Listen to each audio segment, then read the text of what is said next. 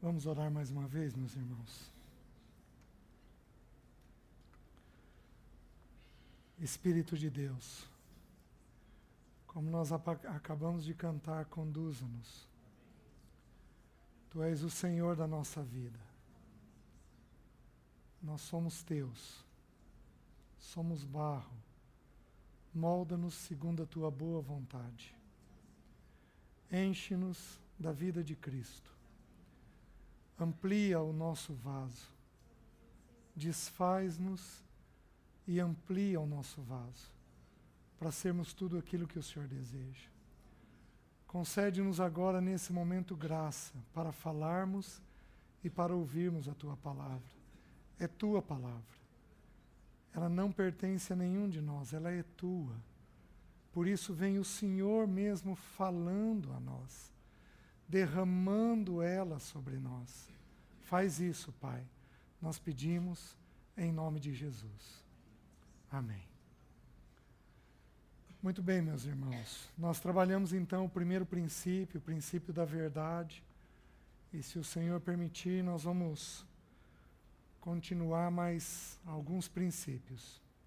O segundo princípio, eu já mencionei ele rapidamente e eu preciso deixar ele bem claro para a gente. A regra na carreira cristã é muito simples. Nós não damos o que nós não temos. No mundo natural, no mundo emocional, eu posso dar uma coisa que eu não tenho. Eu posso fazer para vocês um cheque, que eu não tenho fundos, e dar esse cheque para vocês e vocês acreditarem que tem dinheiro ali. Eu posso fazer isso. Eu posso emocionalmente fazer um teatro e vender uma ideia que não condiz com a verdade. E isso levar meses para que vocês descubram. Mas espiritualmente, não funciona assim. Espiritualmente, eu só posso dar aquilo que eu tenho dentro de mim. Então, a nível de santidade, a nível de pecado, funciona num padrão espiritual. Se eu estou vivendo em pecado, o que os meus filhos têm chance de absorver é pecado. Se eu estou vivendo em santidade enquanto eu os formo, o que eles têm chance de absorver é a minha santidade. Então, espiritualmente falando, nós damos o que nós temos e nós não damos o que nós não temos para dar. Por isso, a gente se concentra em nós para podermos abençoar os filhos. Parece um pouco estranho isso, né? Porque parece um ato de egoísmo, mas não tem nada a ver com egoísmo. Tem a ver com inteligência e com discernimento. O Senhor Jesus se mantinha ligado ao Pai o tempo todo. Por isso ele podia dar vida às pessoas. O Senhor Jesus em João, ele diz assim, que ao Pai concedeu o Pai concedeu dar vida ao Filho. Então, o Pai deliberou e ele disse, não, meu filho vai ter vida. Então, Jesus, ao entrar em contato comigo e com você, ele nos traz da vida dele. Por quê? Porque ele vive nesta fonte de vida o tempo todo. Por isso, ele pode dar para mim e para você a vida que está nele. Não dê para o seu filho as suas coisas naturais, sem que elas sejam santificadas, porque elas são apenas naturais. Vou dar um exemplo. Não dê dedicação ao estudo. A dedicação é importante. A disciplina ao estudo é importante. É óbvio que todos nós vamos fazer isso, queremos fazer isso. Mas, queridos, Deus só te deu disciplina por um motivo. Para que você, acima de tudo, aprenda a ter disciplina nele. A disciplina de estudo ela é importante, mas que valor ela tem se eu não tiver disciplina diante de Deus? Eu vou dizer um erro que eu cometi, em especial com meu filho mais velho. Eu dei muita disciplina de trabalho. Eu fui muito trabalhador. Mas, queridos, o Senhor não me tornou trabalhador para que ele trabalhe e ganhe dinheiro. O Senhor me tornou trabalhador para que, em primeiro lugar, o meu vigor seja usado na busca dele, no amor a ele, a pessoa dele, a casa dele, com equilíbrio, com sensatez. Vocês estão conseguindo ver a diferença? Senão eu dou para o meu filho uma coisa natural, sem que essa coisa esteja submetida à cruz de Cristo. Então, nós só damos o que nós temos. Se você for apenas uma pessoa natural, sem esse traço natural ser santificado, seu filho vai ter uma coisa natural. Mas ele não vai ser santo, porque você está dando para ele apenas isso. Deixa-me mostrar um versículo que vai ficar muito claro isso para a gente. Dois versículos. João, capítulo 5. Então, o segundo princípio, só damos o que temos, não damos o que não temos. Veja, capítulo 5, versículo 19. Então lhes falou Jesus: em verdade vos digo, que o Filho nada pode fazer de si mesmo, senão somente aquilo que vir fazer o Pai. Porque tudo o que este fizer, o Filho também semelhantemente o faz. Vocês estão vendo o princípio? Qual é o princípio do bendito Filho de Deus? Queridos, tudo que Jesus viveu como Filho do homem, tudo que Jesus viveu como Verbo encarnado, ele viveu por nossa causa. Ele não viveu por ele. Ele viveu por amor a nós. Por que ele encarnou? Para ele se fazer homem. E o justo morrer pelo injusto. Vocês entendem? Por que ele passou pelo batismo de arrependimento? Para mostrar para mim e para você que o reino de Deus, quando inicia com arrependimento. Por que ele suou sangue no Getsêmani?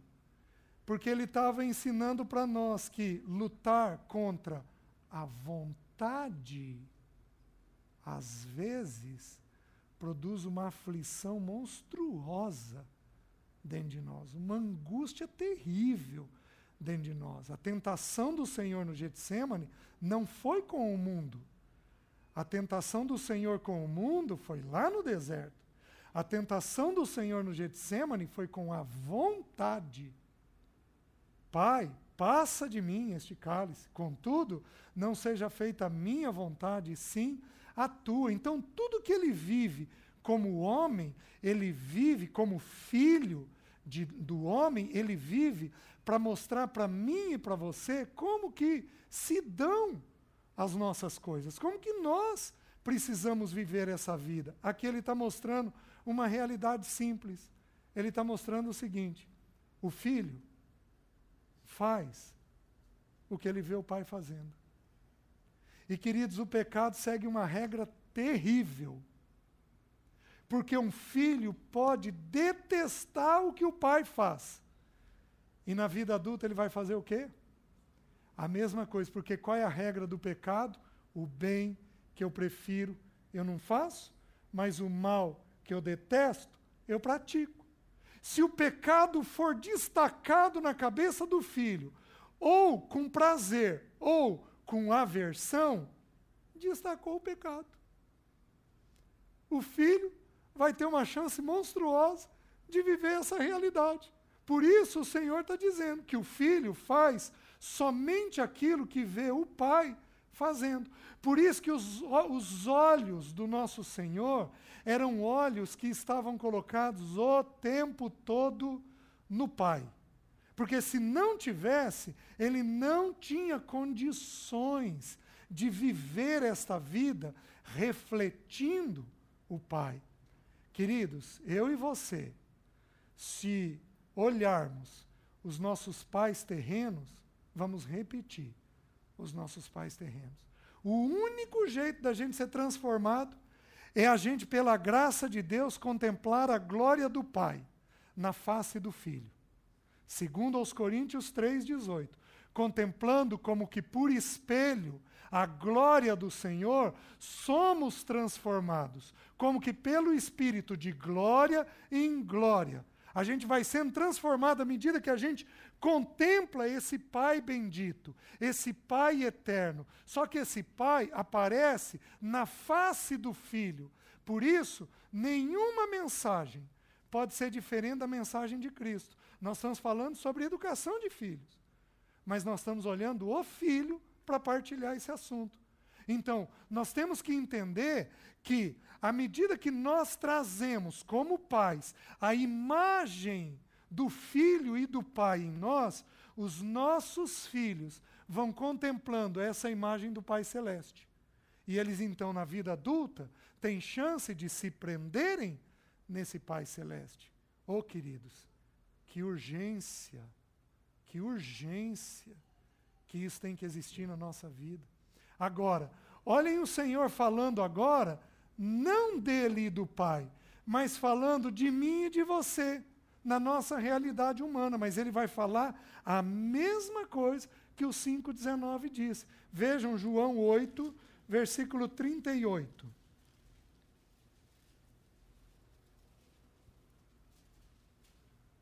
Olha lá. Eu falo das coisas que vi junto de meu Pai. Vós, porém, fazeis o que vistes em vosso Pai. Então a gente reflete isso que os nossos pais nos dão.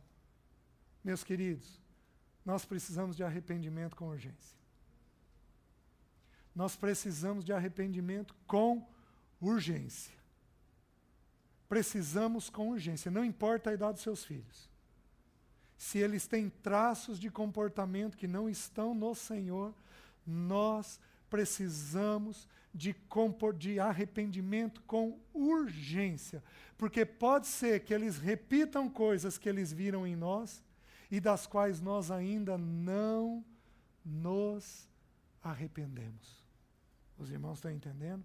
E isso precisa ser encontrado arrependimento com urgência dentro de nós. E, queridos, eu vou dizer algo que depois você tem que sondar os textos das Escrituras. Mas a Bíblia diz que a semente, ela segue um princípio.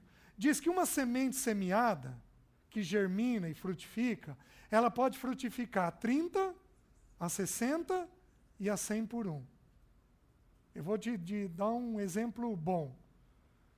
O meu filho, ele lê coisas aos 23 anos que eu leio aos 50. Ele está vendo coisas que eu não vi na idade dele. Então a semente que eu e a mãe dele semeamos, frutificou na vida dele de forma potencializada. Ele está vendo coisas e tem uma chance de ver coisas no Senhor que eu não estou vendo. Lembra que a Bíblia diz que os filhos, eles devem ser como flechas. O que a flecha faz? Vai num lugar que o soldado não vai. Os nossos filhos precisam alcançar valores no Senhor, serviço no Senhor, amor ao Senhor, estabilidade familiar, equilíbrio com os filhos deles, de uma forma que nós demoramos para alcançar. Eles precisam alcançar com mais rapidez, porque é o poder da semente. Semeamos, vai frutificar 30, a 60 e a 100. O problema é que essa regra também vale no negativo, no pecado. Eu posso semear um pecado e o meu filho colher uma coisa que eu nunca imaginei que ele iria fazer. Vocês estão me entendendo? Por quê? Porque a semente, ela frutifica. Por isso que a gente vive algumas situações graves em vida familiar. Tem homens que são trabalhadores demais aqui, mas são trabalhadores em excesso. São compulsivos com o trabalho. E o filho pode herdar a compulsão na comida, na bebida, na droga, no sexo, na saída. O pai não percebe que ele semeia compulsão. É uma verdade que é no trabalho. Mas a gente esquece que compulsão migra. O filho pode absorver a compulsão e colocar ela numa área diferente da área que eu tenho. Por isso, nós temos que ter profundo temor daquilo que a gente semeia. Nós temos que semear a imagem do Pai Celeste dentro dos nossos lares. 249 versículos, 247 ou 49 versículos que falam sobre o Pai. 217 versículos que falam sobre o Filho. Queridos, precisaríamos pegar versículo por versículo e verificar o que o Pai tem para nos ensinar. Por exemplo, vocês sabiam que é o Pai quem tira do Filho o mundo? Paulo, numa das epístolas dele, ele diz que o Pai nos desarraigou deste mundo perverso. Ou seja, sabe quem é que principalmente precisa nos ensinar a lidar com o mundo? A figura do Pai. Aí, siga um raciocínio comigo. Quem é que caminha mais no mundo, o pai ou a mãe? Em geral, por causa do trabalho, o pai. Ele precisa ensinar os filhos a lidar com esta realidade que acontece no mundo. Ensinar a trabalhar, a ver as coisas, a forma que as coisas acontecem, a maneira pela qual acontece, o valor do dinheiro, o valor dos bens, o valor do movimento que o mundo faz, da música, de bebida, e vai por aí afora. O pai precisa trabalhar essas coisas na vida do filho. Nós não damos o que nós não temos. Por isso, nós temos que, com urgência, trabalhar a figura do Pai Celeste dentro das nossas vidas, para que os nossos filhos possam ver isso. Amém? Segundo princípio. Terceiro princípio. Deixa eu mostrar para vocês. Na educação de filhos, tem papéis bem definidos de homem e de mulher. Tem coisa que é de homem, tem coisa que é de mulher. Eu já falei isso para vocês ao longo dos meses, mas hoje eu vou abrir os dois principais textos que trabalham esses papéis do pai e da mãe. Mãe tem que ser gentil, dócil, cuidadosa, generosa, afetiva. É papel de mãe fazer isso. Mãe tem que lembrar do filho o tempo todo. Tem que ter o filho na mente o tempo todo. Mãe não pode estar cansada demais, porque é papel dela fazer a leitura dos filhos. Mãe precisa pôr filho no colo. Mãe precisa fazer isso. É papel de mãe fazer isso. Mãe tem que ser gentil a tal ponto de pôr o filho aqui, no peito, no seio dela. Mãe tem que ter tal proximidade que os filhos possam ser amigos dela. Queridos, esses são papéis de mãe. Eu quero mostrar isso para vocês num texto bíblico. Homens, nossas mulheres não podem ser pressionadas. Não que vocês não tenham que mudar. Não que vez ou outra nós não vamos ter que submeter a cruz a vocês, porque é papel nosso fazer isso. Mas mulher não pode estar estressada, angustiada, porque senão compromete o principal papel da mãe com o filho. Mãe, não é para você fazer papel de homem, papel de pai, limites. Não é o principal papel teu. O principal papel teu é vínculo. É vínculo. Você precisa vincular antes de comunicar. Você precisa entender que o vínculo vem antes da verdade. A verdade, ela tem que ser falada sempre num espírito gracioso.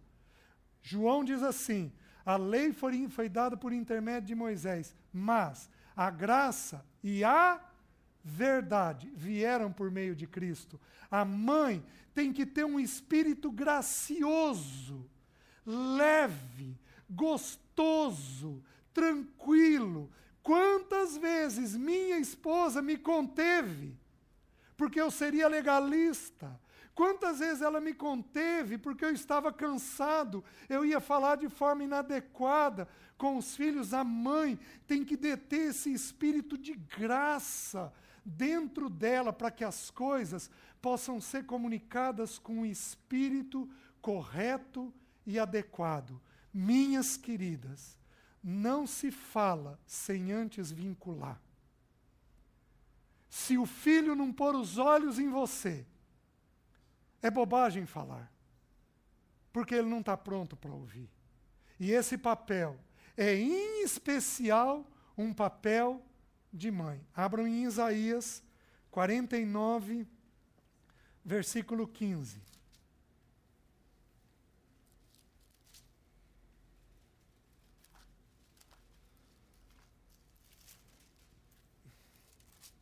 Deus toma aqui uma comparação.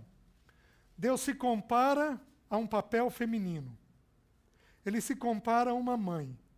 E olha o que ele diz: acaso pode uma mulher esquecer-se do filho que ainda mama, de sorte que não se compadeça do filho do seu ventre? Queridos, isso pode acontecer? Pode. Quantos casos a gente não vê hoje?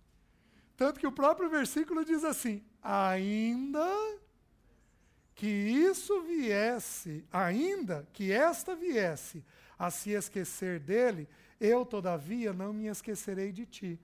Eis que nas palmas das minhas mãos te gravei, os teus muros estão continuamente perante mim. Deus toma uma mulher e se compara a uma mãe e descreve os papéis de uma mãe. O principal papel de uma mãe.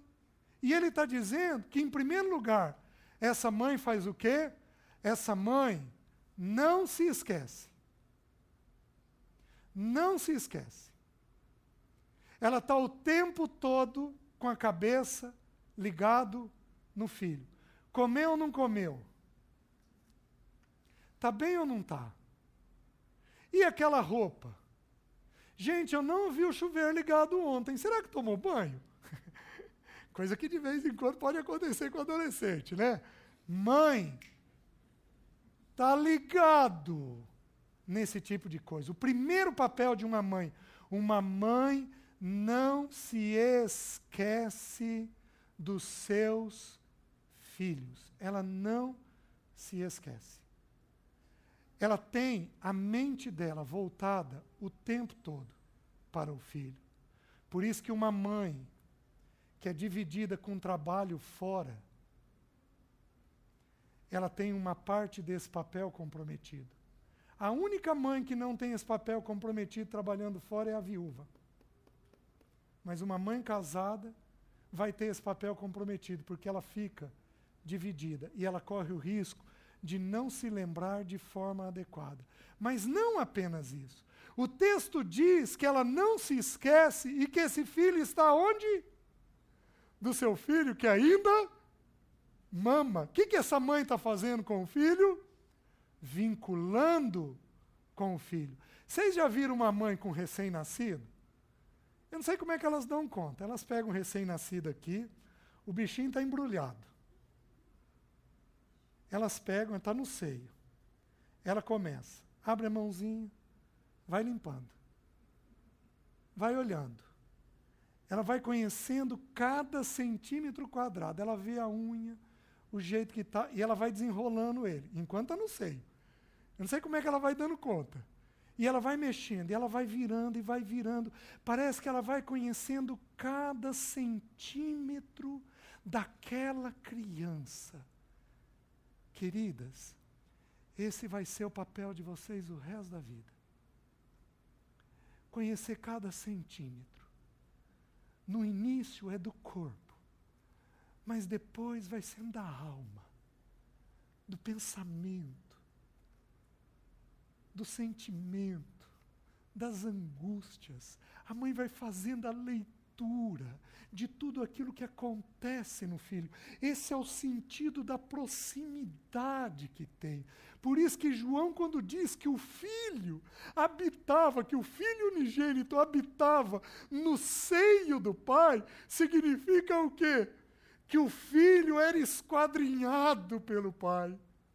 O pai conhecia o filho plenamente, sabia totalmente quem era o filho, o que o filho podia suportar, o que ele podia pedir, o encargo que o filho ia ter. O pai conhecia total e completamente, porque é papel de mãe fazer este trabalho, de conhecer o que acontece.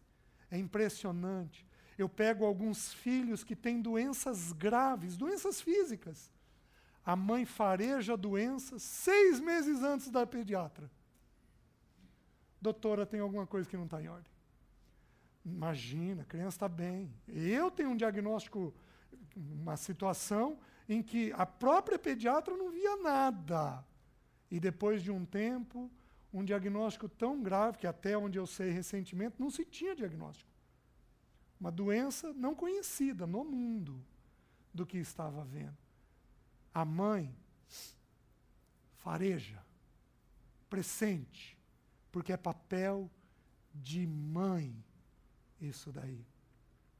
Teve uma ocasião que o André passou 3 meses nos Estados Unidos. A Alessi virou para mim um determinado dia e falou: César, eu estou preocupado com tal coisa. Falei: Alessi, imagina. Porque para a gente, de vez em quando, a mãe é doida, né? Imagina, Alessi, que isso? Você acha? Mas eu já estava mais maduro, menos resistente, mais rápido. Conversamos com o André à noite no Skype. Indagamos dele. E não é que o que ela pressentiu tinha risco. Porque mãe faz esse papel. Vocês estão conseguindo entender isso, minhas queridas? Mas, minhas queridas, vocês não vão fazer isso se vocês não souberem vincular. Vocês têm que ser tranquilas, serenas, graciosas, amorosas, gentis, dóceis, sossegadas, porque a gente ama uma pessoa sossegada. Quem que não gosta de uma pessoa sossegada? Não mudem uma vírgula da tua firmeza. Mas uma vírgula. Não abandone uma vírgula do teu vigor. Não abandone. Mas canalize o teu vigor, em primeiro lugar, para a graciosidade, para o vínculo, para um espírito adequado para vincular com o filho. E não apenas isso. O texto diz assim: eu, todavia, não me esquecerei de ti. Versículo 16. Eis que nas palmas de minhas mãos te gravei. O que Deus fez? Deus colocou a imagem da gente aqui, ó, nele, perto dele, acessível a ele. Queridos, minha mão, minha palma está acessível a mim. Eu olho com facilidade isso daqui. Filho tem que estar acessível à mãe. E acessível de tal forma que, ao ver, ela saiba o que está certo e o que está errado. Se está bem ou se não está bem. E conseguir vincular com o filho. Esse é o grande desafio. O desafio da mãe é o vínculo. É tão interessante. A gente ama Deus Pai, né? Mas a gente é atraído a quem? Ao Filho. E quando eu for levantado da terra, atrairei todos a mim mesmo. E aí o Pai, depois que a gente está atraído, diz tudo o que precisa dizer para a gente. A mãe parece que faz um movimento parecido. Ela atrai o filho. ela chama o filho para perto de si. E uma vez que o filho está vinculado com ela, o pai chega e diz para o filho tudo o que é necessário dizer, no espírito adequado, no espírito correto, no tempo e no modo correto, porque o vínculo já está feito. Agora, se não tiver vínculo, como é que a gente comunica com o filho? Você entende por que alguns filhos dos irmãos aqui são mais amigos do pessoal do colégio do que em casa? Porque, de alguma forma, as mães não conseguiram fazer esse vínculo. Deixa eu te fazer uma pergunta, para quem aqui tem pai e mãe dentro de uma casa. Se o teu filho precisar abrir uma coisa, para quem que ele vai abrir? Para a mãe ou para o pai? Na tua casa, como é que funciona? Se for para o pai num primeiro momento, nós podemos ter um problema. Qual o problema? Da mãe não estar fazendo o vínculo da forma adequada. Porque a gente abre as coisas com quem a gente vincula. E como o papel da mãe é o vínculo, então a mãe tem que focar isso daí, trabalhar isso daí, certo? E aí diz assim, os teus muros estão continuamente perante mim. Queridos, o que um muro faz? Um muro, ele separa. O muro, ele faz o seguinte, ele preserva o que está dentro e ele protege do que está fora. É um papel duplo, como uma moeda. Ele preserva o que está dentro e afasta o mal que está fora. Qual o papel da mãe? Preservar o que é necessário. Verificar o que o filho precisa para preservar o que é necessário. Vocês estão me entendendo? E afastar o que é indevido. Eu vou dar um exemplo simples para vocês. Vou dar um exemplo da minha casa, né? A minha menina, ela teve um temperamento muito determinado, que a gente foi vergando ao longo do tempo, ao longo dos anos. Mas ela tinha um temperamento muito determinado. Ela tinha uns 8, 9 anos de idade, acho que 8 anos de idade. Aí no almoço, ela boca dura. Com a gente, com o irmão, que é 4 anos mais velho, e a gente corrigiu, mas o negócio arrastou. Levou alguns dias isso daí. Eu chamei a Leci, já corrigi, já falei, e a coisa continua acontecendo. Tem alguma coisa acontecendo. Você sonda isso daí? E a Leci foi atrás de sondar, porque é papel de mãe. O que nós descobrimos? Vocês lembram de é um programa de TV chamado Chaves? Vocês lembram que no Chaves tem a Chiquinha? Vocês lembram que a Chiquinha é boca dura? Vocês lembram? Vocês já assistiram? O que a Jéssica estava fazendo sem a gente saber? Estava vendo Chaves. E a Chiquinha alimentava uma tendência pecaminosa dentro dela. O diabo é muito sutil. O diabo é muito sutil. Um programa da gente rir, mas com uma menina rebelde e resistente. O diabo é muito sutil. Coisa grave, o diabo põe a gente rindo.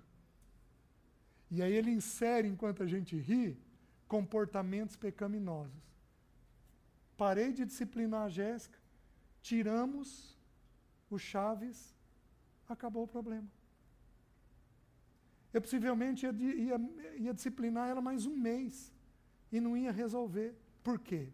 Porque a mente dela estava sendo alimentada por um padrão indevido. Satanás estava ensinando um padrão indevido na mente dela. Tudo bem. Passou-se um ano. Um ano depois, estamos nós na mesma situação na mesa. A Jéssica respondendo. Corrigi, não funcionou. Chamei a Leci, está acontecendo alguma coisa, sonda isso daí. É mãe quem faz esse tipo de coisa. Mãe sabe entender o filho, discernir, conversar. Por isso, mãe precisa de tempo com o filho, para ela ir garimpando o filho. O que a Leci descobriu? Que na hora do intervalo, no colégio, a Jéssica, ao invés de brincar normalmente, ela ia jogar espirobol. Só que ia jogar com uma menina mais velha que ela e mais alta. E espirobol, se você for mais alto, você ganha. Então ela, todo o intervalo, durante algumas semanas, vinha jogando espirobol e vinha perdendo. E como ela era competitiva, hoje ela perdeu isso, mas como ela era competitiva, ela voltava de que jeito para casa? Na hora que sentava no almoço, estava distribuindo frase ruim para todo mundo. Tiramos o espirobol, acabou o problema. Vocês estão conseguindo entender? Então a mãe tem que perceber estas coisas que acontecem. Queridos, eu dei para vocês na última reunião, não abram, eu dei para vocês Provérbios 20, capítulo 20, versículo 11 e versículo 12. Lá diz assim: até a criança se dá a conhecer naquilo que faz, se o que faz é correto ou não. O olho que vê, o ouvido que ouve, o Senhor os fez, tanto um como o outro. Sabe o que a Bíblia está dizendo? Que a criança põe para fora o que está dentro dela. O que nós temos que ter é olhos e ouvidos para perceber o que está havendo. Quando a gente faz isso, a gente corrige em tempo os problemas que estão havendo. Mas sem isso, não tem jeito. Por isso, minhas irmãs, não levanta a mão. Mas isso é para as estressadas, para as irritadas, para as iracundas. Presta atenção no que eu vou te dizer. Se você é uma mãe assim, para e veja o que está te deixando assim. E sai disso. Porque senão você não vai cumprir o teu papel de mãe. Amém? Então o papel de mãe é o papel de vínculo. E o papel de pai? Vamos falar do pai então. O papel principal do pai é o papel de limite. Quando uma mãe tenta pôr limite, ela não vai cumprir nem o papel dela, nem o dele. Então a criança fica desprovida de mãe e de pai. Então cada um dentro do seu quadrado. Não que o homem não vincule ou que a mãe não coloque limite, mas a ênfase principal da mãe é vínculo e a ênfase principal do pai é limites. Abram em Hebreus, capítulo 12. Deixa eu me mostrar isso para vocês. Hebreus, capítulo 12.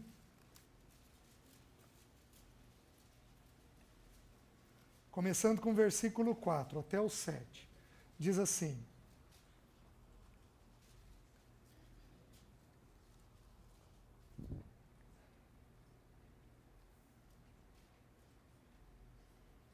ora, na vossa luta contra o pecado ainda não tendes resistido até ao sangue, e estáis esquecidos da exortação que, como a filhos, discorre convosco. Filho meu, não menosprezes a correção que vem do Senhor, nem desmaies quando por ele és reprovado, porque o Senhor corrige a quem ama e açoita a todo filho a quem recebe. É para a disciplina que perseverais.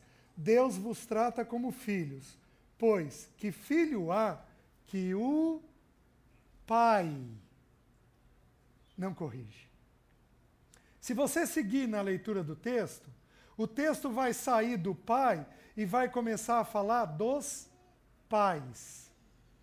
Então a correção pertence também à mãe, mas a ênfase maior é uma ênfase de quem? Do pai.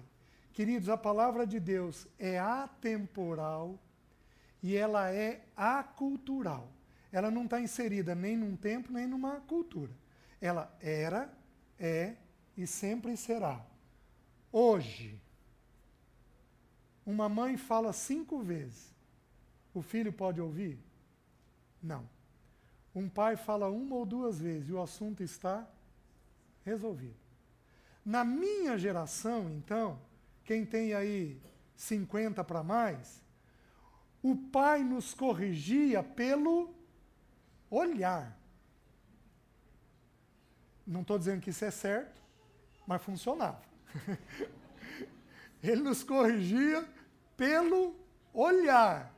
Não, quer dizer, não é certo. Eu já vou mostrar porque que não é certo. O fato é que funcionava. Por que funcionava? Porque limite é dado por quem? Pai. Quando uma mãe tenta pôr limite, ela vai falar 1, 2, 3, 5, 10, 15, 20, e o filho pode não ouvir. E aí ela cansa o ouvido do filho. Por isso o pai chega, fala, comunica o que é. Então, olha como é que Deus fez. A mãe garimpa, os pais resolvem, o pai vai e comunica. Agora, ô meu irmão esperto, você não vira para o teu filho e diz assim, tua mãe, porque aí você expõe ela.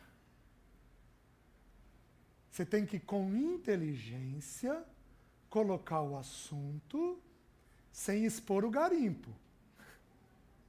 Porque se você expõe ela, a mãe pode perder o efeito depois dentro do filho. Então, com sabedoria, a gente põe um limite. Então, o papel do pai é um papel de limite. Meus irmãos, como que funciona? Mas como que funciona? Vocês sabem por que a sociedade está do jeito que está? Porque falta pai. Mais do que mãe. Falta homem na nossa sociedade. Nós não temos mais perfil adequado de homem. Vocês sabem o que é dito no Nordeste para missões? Gente, dentro da igreja. Sabe o que é dito no Nordeste? Se você achar um serviço muito difícil, dá para uma mulher, que ela vai e faz. Isso é vergonhoso para nós homens. Por quê?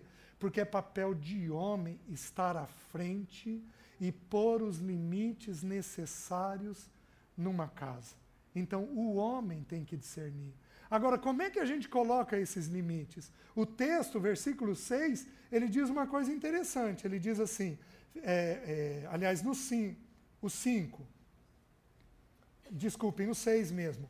Porque o Senhor corrige a quem ama e açoita a todo filho a quem recebe. Presta atenção, homem. Toda disciplina passa por 2 momentos na vida do filho. Primeiro, ele corrige. Quando não funciona, ele açoita. Produz uma dor. O que é corrigir? No grego, essa palavra corrigir significa treinar.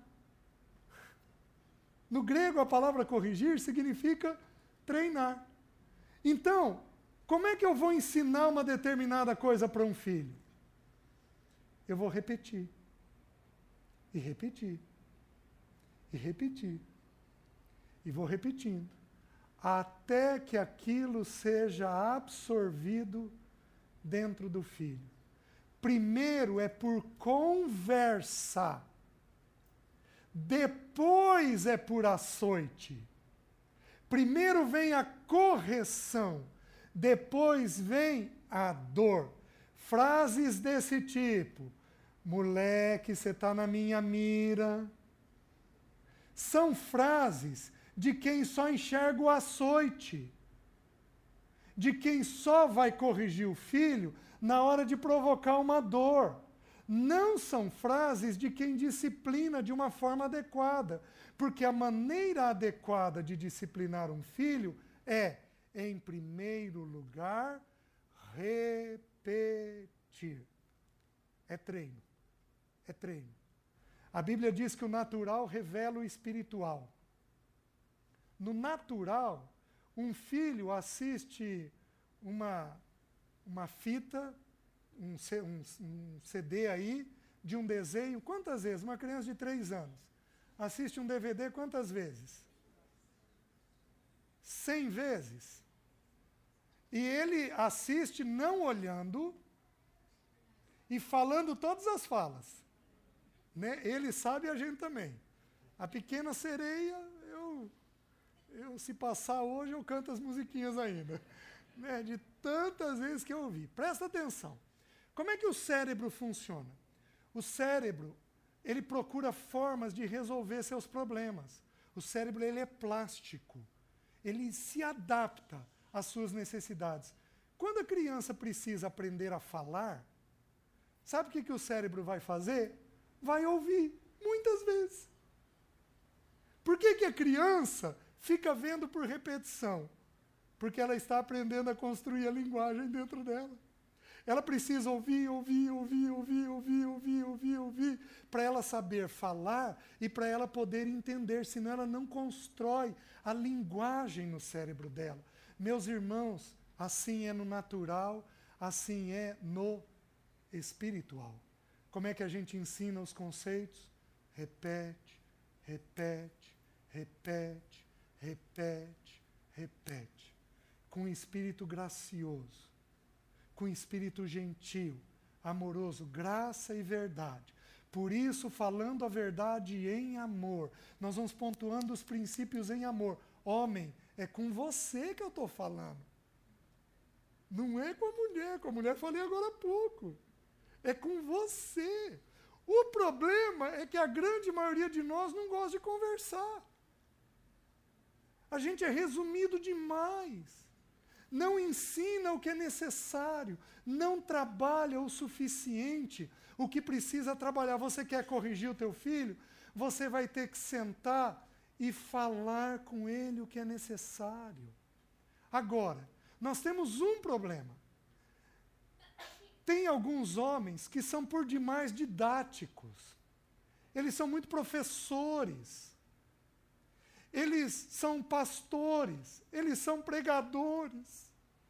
Então, quando ele vai ensinar um filho, ele discorre o rosário inteirinho. Toda vez. Do mesmo jeito. Sabe o que o filho faz para sobreviver? Ele desliga. Você acha que ele está te ouvindo? E ele está lá por dentro desligado. Então você tem que, com graça, com sabedoria, aprender a colocar as coisas. Por que vocês acham que Deus deu para nós a instrução de falarmos? Porque a mulher falaria de que jeito? A mulher falaria demais.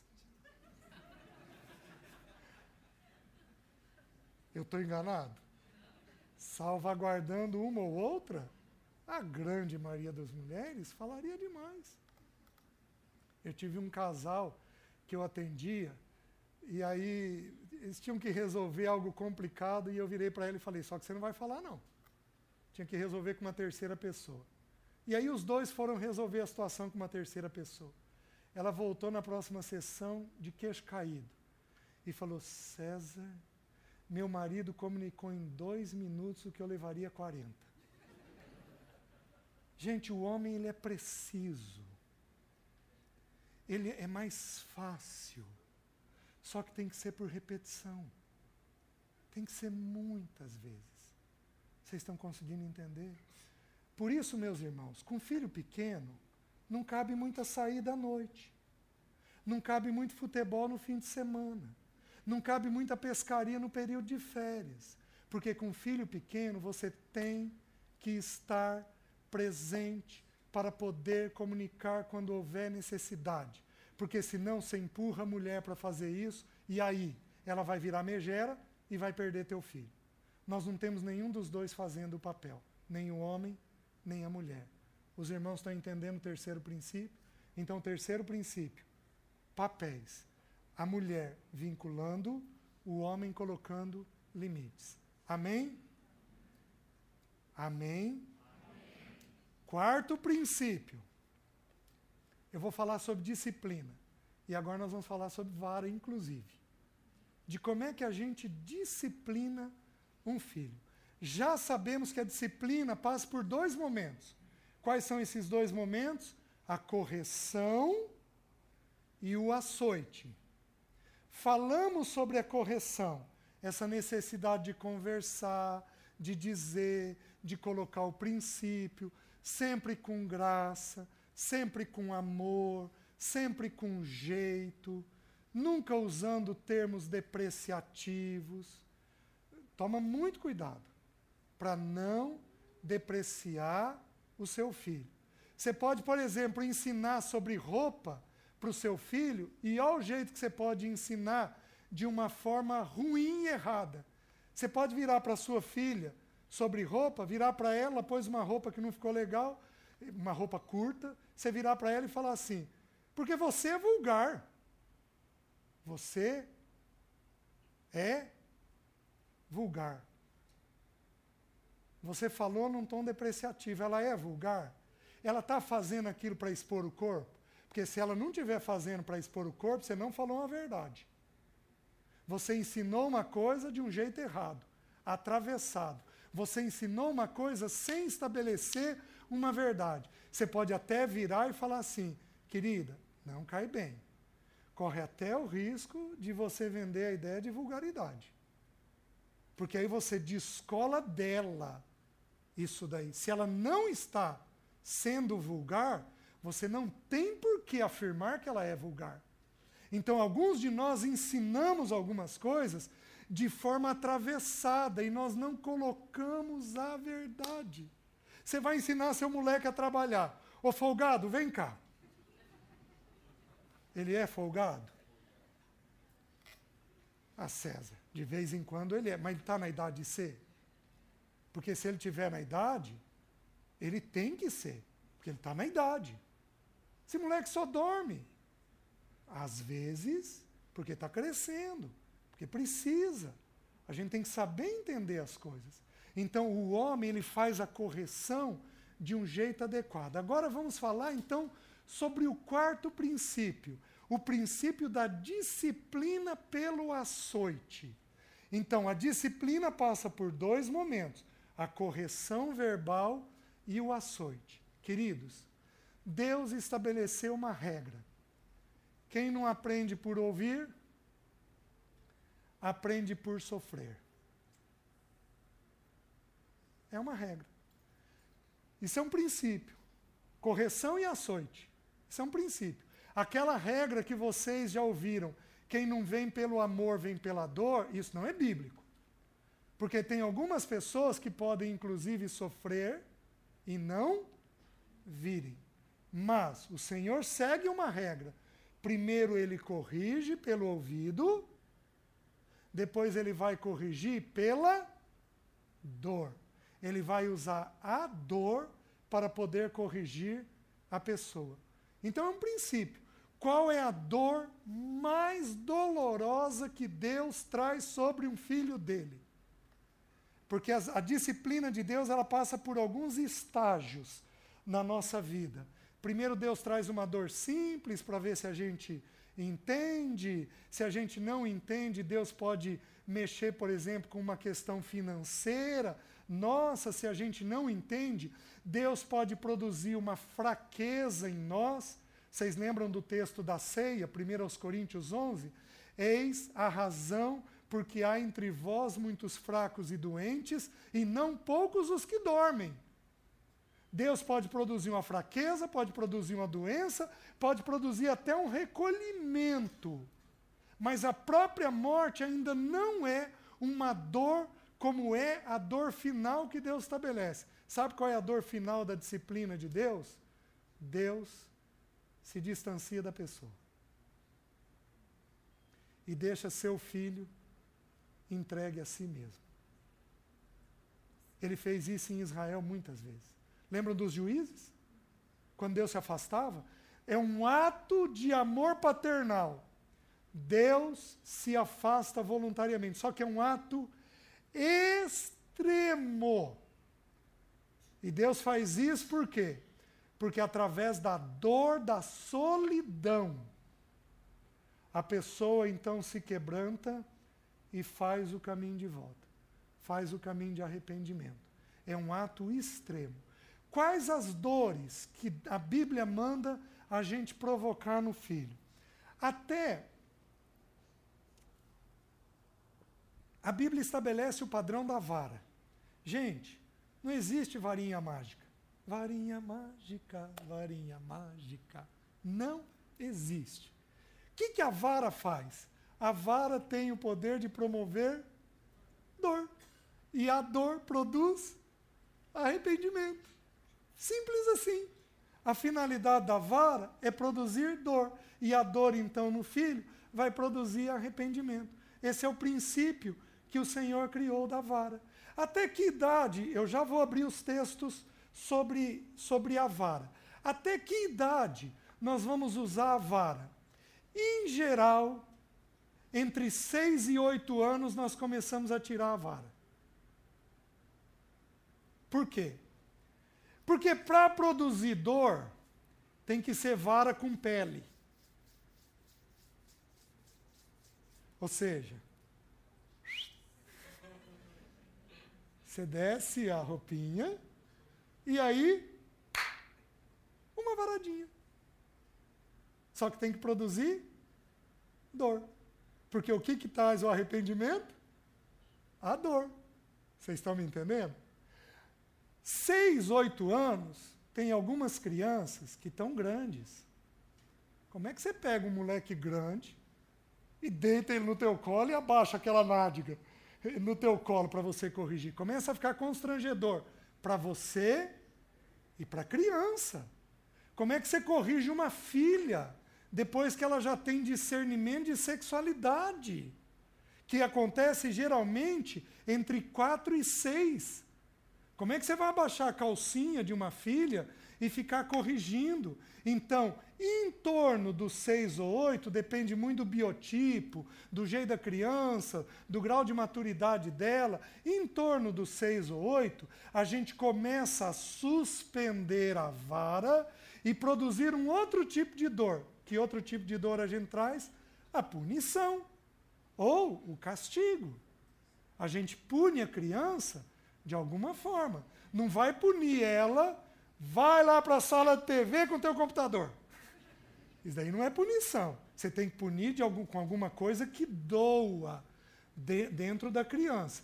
Os irmãos estão conseguindo entender? Vamos ler os textos para eu explicar para os irmãos como é que a gente aplica a questão da vara. Provérbios 13, 24.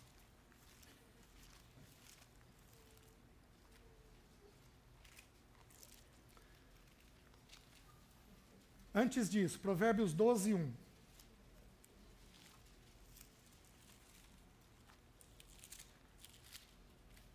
A disciplina passa por 2 momentos. Quais são? Correção e açoite. Correção e açoite. Olha como que a Bíblia é perfeita. Provérbios 12, 1 diz assim: quem ama a disciplina, ama o. A correção faz o quê? Produz o quê? Conhecimento. Então a finalidade da correção é ganhar a mente do filho. A finalidade não é outra, senão ganhar a mente do filho. Ô, André, me aguenta um pouquinho, tá, filho? A última, se o Senhor assim o permitir. Queridos, eu fui muito bravo. E o André sofreu muito com isso. Quando ele fez de 13 para 14 anos, eu virei para a Leci e eu, de forma santa, se é que eu posso dizer isso, eu invejava a Leci. Porque a Leci tem uma amizade com os meus filhos impressionante. E eu não consegui essa amizade com eles lá atrás. Por quê? Porque para mim, na minha cabeça, tudo era certo ou errado. E para alguém estar certo, alguém tem que estar errado. O pobre coitado. Né? Então, foi complicado. E a Alessi não, a Alessi batia papo com eles. A Alessi, ela tinha um ministério do morcego. Você sabe como é que o morcego funciona? Ele assopra e depois pica. A Alessi batia papo com eles. E depois de colher tudo, ia lá e dizia o que precisava ser ouvido. Ela tinha esse jeito. E eu não tinha. Então, quando o André fez 13 anos, eu virei para a Alessi e falei: Alessi, esse moleque perto de mim vai me obedecer, mas ir longe de mim. E aí, buscando ao Senhor, eu tomei uma decisão.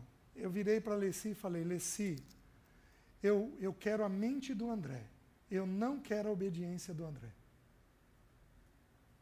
Porque eu posso ter obediência sem ter o coração dele. E eu não quero isso. Então esse texto me ganhou. Quem ama a disciplina, ama o... E aí eu tomei uma decisão. Chamei ele, pedi perdão para ele, disse que queria ser amigo dele, todas aquelas coisas naturais. Um mês depois ele me pediu algo financeiro, já que ele queria ser amigo. Lembra, André? Não lembra? Assim, coisa de pai e filho, e tudo bem. E aí eu virei para ele e falei, André, a partir de hoje, ele não entendeu nada disso, eu quero ser teu amigo.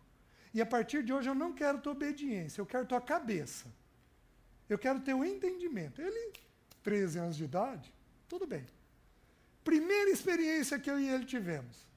Fui buscá-lo no colégio, parei em frente ao portão de casa, abri o portão e ele falou assim, pai, tenho algo para falar para o senhor. E aí eu falei, filho, e dentro do nosso combinado, né? Então fala. Ele disse assim, me convidaram para fazer dança de salão. E eu tenho o rosário desfiado sobre dança de salão. Mas questão de música é uma questão seríssima na vida cristã. Seríssima. Eu tenho o rosário desfiado, mas qual é o combinado? De que não ia mais ser certo e errado. Eu ia ganhar a mente dele. Eu virei para ele, mordi a língua, virei para ele e falei, e o que você acha disso? Eu sei que esse portão subiu e desceu. Você não lembra? Foi uns 2 minutos até ele começar a emitir opinião. Ele tinha um pai bravo a vida inteira. Foi uns 2 minutos até ele começar a pôr para fora o que ele pensava sobre aquele assunto. E eu fui imitar a Leci. Eu fui aprender a bater papo sem negociar princípios. E aí conversamos. Final da conversa, ele falou, pai, não vou fazer esse negócio não. Foi a primeira experiência que eu e ele tivemos de começar a conversar. Quem ama a disciplina, ama o conhecimento. Até 12 anos, até os 12, filho, assim assado. A partir dos 12 anos, a conversa é inevitável para a construção do entendimento. Aí longe, ele pode obedecer. Sabe por quê? Porque a mente já foi ganha pelo princípio. Vocês estão entendendo?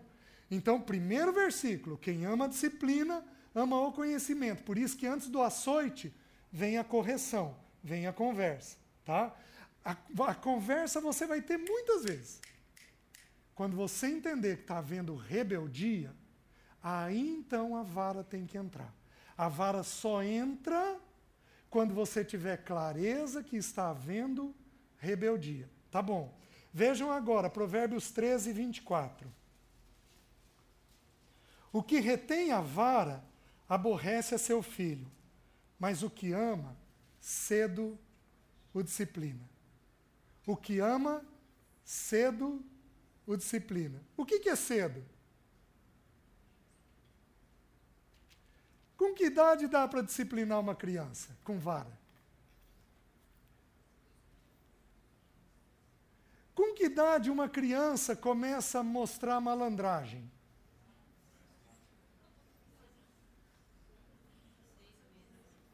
Um ano? Um ano já começa a mostrar malandragem? Às vezes antes. A carinha dela. Coitado, se ela soubesse o assunto, a ignorância é uma benção, né? Com que idade? Deixa eu te dar uma sugestão. Nunca discipline uma criança até você compreender bem as reações dela. Nunca discipline uma criança até você compreender bem as reações dela. Porque tem reações que podem ser por causa do organismo. A criança pode ser doente, a criança pode ter algum mal-estar, A criança pode ter algum temperamento um pouco mais complicado, que vai demandar uma observação até a gente conseguir saber como disciplinar. Por isso, a gente não disciplina com poucos meses, apesar de que tem criança que com alguns meses já mostram esperteza. Vou te fazer uma pergunta. Com que idade uma criança pode ir para o berço e chorar, vir para o colo e ficar quieta? 1 mês. Ela já está revelando o pecado dela com 1 mês. Mas, como nós não conhecemos as reações do organismo, então nós não disciplinamos até ter um bom entendimento de como que o organismo da criança funciona. Senão a gente corre o risco de estar disciplinando uma coisa que é indevida. Os irmãos estão conseguindo entender? Então a gente constrói um bom entendimento. Então, de alguns meses para frente, a gente já vai poder considerar a vara. Vocês estão me entendendo? Por exemplo, tem criança que anda com 9 meses. E ela começa, ao andar, a tomar decisões. E vai tomando um monte de decisão indevida. E a gente diz não, não, não, não, não, não, 4, 5, 6 vezes, até que chega uma hora que a gente tem que fazer o quê? Às vezes com 9, 10 meses de idade. Os irmãos estão conseguindo entender? Só que a gente só faz isso depois de ter uma exata compreensão de como é a criança. Certo? Então, quem ama, cedo disciplina. Eu tenho uma experiência com a Jéssica nesse versículo curiosa. Eu estava na piscina, pulando de sapinho. Sabe aquela manhã, água quentinha, e eu pulando de sapinho com ela na piscina. Ela agarradinha no meu pescoço, e aquela relação de amor, eu e ela. Aí eu falei, no meio da piscina, ai, querida, eu te amo tanto. Aí ela falou assim, mas eu não amo o senhor. Aí o meu sapo virou um girino. Eu continuei pulando lá, meio desenchavido. Eu numa declaração de amor para ela. E essa é a Jéssica, mas eu não amo o senhor. Aí eu esperei um pouquinho e falei, por que você não me ama, querido? Aí ela falou assim, porque o senhor me disciplina com a vara. Aí eu citei esse versículo. Você sabia que a Bíblia diz que quem ama, cedo disciplina? Se eu não te amasse, eu não te corrigiria. O fato de eu te amar, o fato de eu te corrigir é uma expressão de amor. Queridos, nunca mais ela fez questionamento sobre a questão da vara. Vocês estão me entendendo? Fez questionamento, eu disciplinei ela 2 vezes no mesmo lugar. Mas nunca mais questionou a vara, porque ela estava tendo um entendimento indevido sobre a vara. Vejam mais, 19 e 18. Diz assim: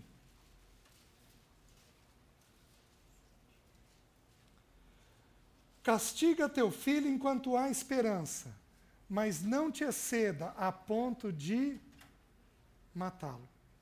Castiga teu filho enquanto há esperança. Quantas vezes a gente disciplina? A ideia é a seguinte: uma varada que produz dor é o suficiente. Tenta entender. Com quanto menos o teu filho quebrar, melhor é.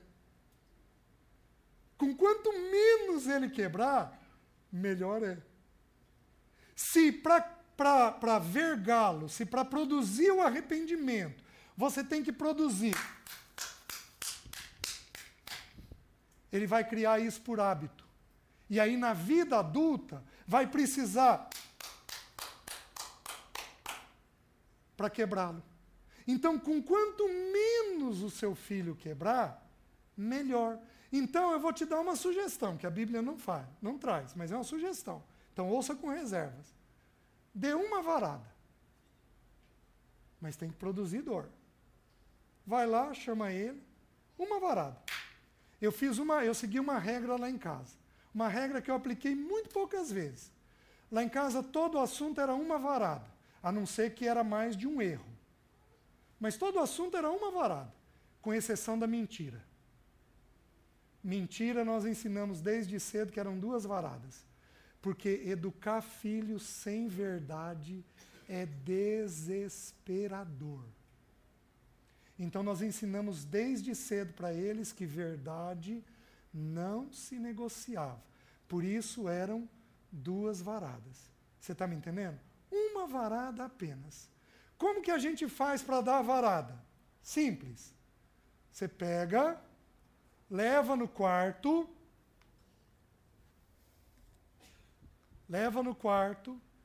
senta na cama. Por que que no quarto? Porque a disciplina não é pública. A disciplina é vergonhosa. Já pensou se Deus fosse te corrigir publicamente? A grande maioria das correções que Deus faz com você, Ele faz no teu devocional, individual. Porque Deus respeita isso. Então, a disciplina ela precisa ser com a própria pessoa, privado, não ser pública. Leva no quarto, senta na cama, desce ao nível da criança. Desce ao nível da criança. Jesus fez o que conosco? Desceu ao nosso nível. Se fez homem. Desce ao nível da criança. Explica para a criança o porquê ela vai ser corrigida. Explica onde ela desobedeceu. Deita ela no seu colo. Abaixa a roupinha dela. 1 varada. Produz dor. Traz ela de volta e deixa ela chorar no seu ombro. Porque quando você faz esse movimento de deixar ela chorar no seu ombro, você está dizendo assim para a criança: detestei o que você fez, mas eu amo você. Nossos pais faziam o quê na minha geração? Vai para o quarto. Não quero te ver. Eles iam para o extremo de Deus. O que Deus faz no extremo, eles faziam no corriqueiro. Vocês estão entendendo? Então, faz isso, ora com a criança e libera ela. Queridos, se você fizer de um jeito adequado, é 2 ou 3 semanas sossegado. Via de regra. É 2 ou 3 semanas sossegado. Mas vocês aguardem, porque eu não abri o texto sobre pais, não irriteis os vossos filhos. Estou falando sobre a disciplina primeiro. Porque às vezes não resolve, porque os pais continuam a irritar os filhos. Vocês estão entendendo? Então, é assim que a gente disciplina. Teve murmuração, falação do filho? É porque me bateu? Ele volta. O que houve? Você está dizendo que eu errei? Por que eu não corrigi o outro? Porque no meu entendimento você mereceu. O outro ainda não. O outro eu vou resolver com ele. Para de falação. Entendeu? A gente vai, corrige assim. Corrigiu, acabou. Em geral, aquele comportamento é tirado da criança. Vejam Provérbios 22, 15. A estultícia está ligada ao coração da criança, mas a vara da disciplina a afastará dela. Sabe o que é estultícia? Estultícia é ignorância. A ignorância está ligado ao coração da criança. Mais 2 textos, irmãos. Provérbios 23, 13 e 14. Não retires da criança a disciplina, pois se tu a fustigares com a vara, não morrerá. Tu a fustigarás com a vara e livrarás a sua alma do inferno. E Provérbios 29, 17. Corrige o teu filho, e ele dará descanso, e te dará descanso, dará delícias à tua alma.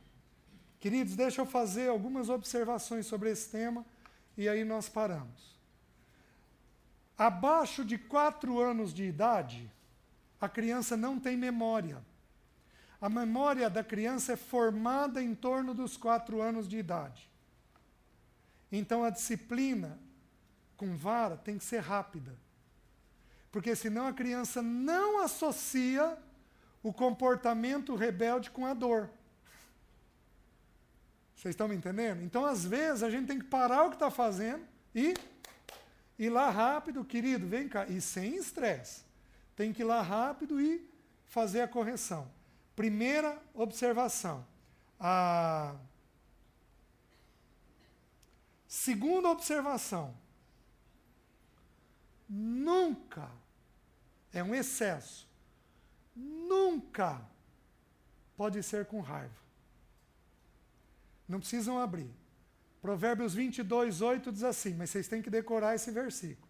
Diz assim, o que semeia males, colherá injustiça, e a vara da sua indignação falhará. Toda vez que você corrigir um filho indignado, ferido, isto vai falhar. Isto não vai resolver. Seja na correção, seja no açoite, na punição. Em nenhum dos dois momentos você pode estar ferido. Se você estiver ferido, a Bíblia diz que esta correção ou que esta varada vai falhar. Por isso, a gente espera até passar aquela dor. Vocês estão me entendendo?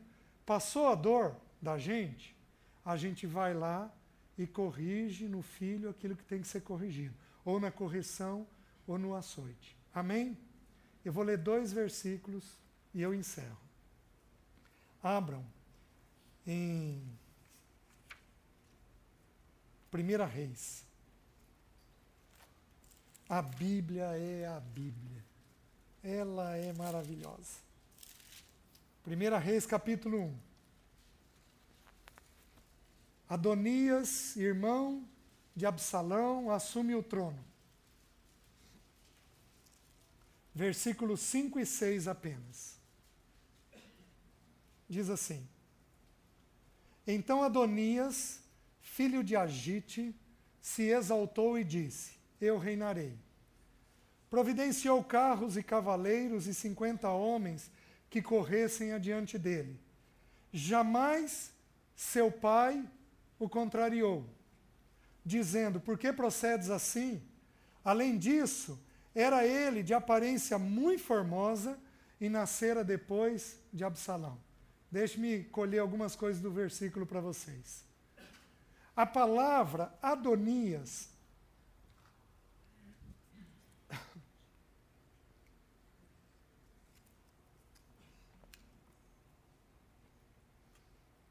a palavra Adonias no hebraico significa prosperidade, sucesso. Esse cara é o quê? Um sucesso ambulante. E aí ele vira e diz assim: Eu reinarei. Filho, a gente tem que tomar cuidado com os extremos. Filho, que é muita coisa, que se acha muito, ele pode começar a dizer: Eu reinarei. E filho que se acha muito abaixo, ele também corre o risco de dizer: Eu reinarei. Porque ele nasceu depois de Absalão. E o reino já tinha sido dado a Absalão. Então, apesar dele ser bonito, formoso, dele ser um sucesso ambulante, ele internamente sabia que o reino era de outro. Então, queridos, nós temos que tomar muito cuidado de falar a verdade para os nossos filhos com equilíbrio. O primeiro princípio que a gente viu. O filho tem que saber as suas virtudes, mas o filho também tem que saber dos seus defeitos. Por que que Adonias, o nome na Bíblia, fala do caráter? Por que que Adonias se torna um sucesso? Porque ele era bonito, formoso, e o seu pai nunca o contrariou. Ô menino, vem cá, você não é tudo isso não. Ó, você tem isso e isso de virtude, mas você tem esse defeito, esse defeito, esse defeito, e nós temos que trabalhar essas coisas em você. Os irmãos estão entendendo? Quando nós não jogamos o jogo da verdade, do princípio bom e do princípio negativo dentro do filho, quando o filho apenas acha que ele tem coisas boas, o filho pode reinar indevidamente na vida. E queridos, a história dele é triste, porque Davi, no final da vida, se deitava com uma menina sem possuí-la, porque ele tinha uma doença que dava muito frio. E nada esquenta mais do que a pele humana.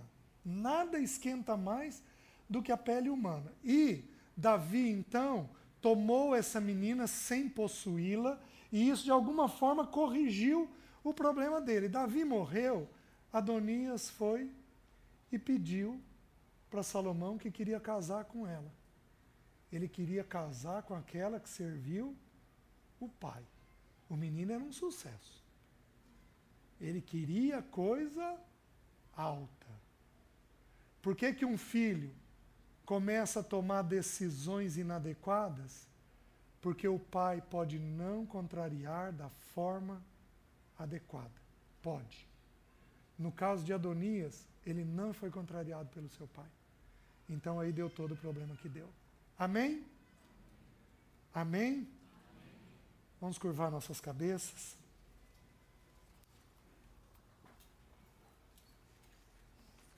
Senhor, obrigado pela tua palavra. Obrigado porque o Senhor é bom. O Senhor é um Deus misericordioso. Senhor, ajuda-nos a te conhecer plenamente. Ajuda-nos a te ver como um pai e levar essa imagem aos nossos filhos. Ajuda-nos nas nossas fraquezas, para que o teu nome seja glorificado em nós. Senhor, oramos por todos os filhos dos irmãos que estão aqui. Senhor, pedimos os nossos filhos para o Senhor. Por isso nós trazemos eles a Ti. Salva aqueles que precisam de salvação. Fortalece aqueles que são confusos. Esclarece a mente deles. Fortalece aqueles que se sentem enfraquecidos. Visita aqueles que são doentes. Resgata aqueles que estão na dúvida. Fortalece os nossos filhos. Livra-os do mundo. Clamamos, livra-os do mundo. Levanta Cristo na mente deles. Levanta Cristo, que eles sejam atraídos a Cristo. Oramos por isso, pedimos isso. Queremos cooperar com o Senhor nesse propósito. Salva os nossos filhos, para que o teu nome seja glorificado e o teu testemunho seja preservado. Nós oramos em nome de Jesus. Amém. Amém, irmãos.